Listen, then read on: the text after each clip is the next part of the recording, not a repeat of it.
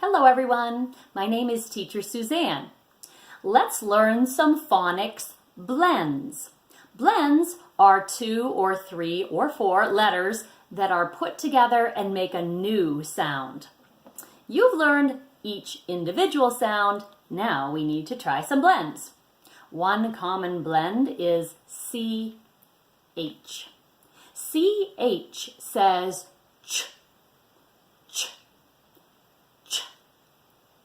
CH is in words like chip, chat, much. See if you can think of some CH words and make the ch sound with these.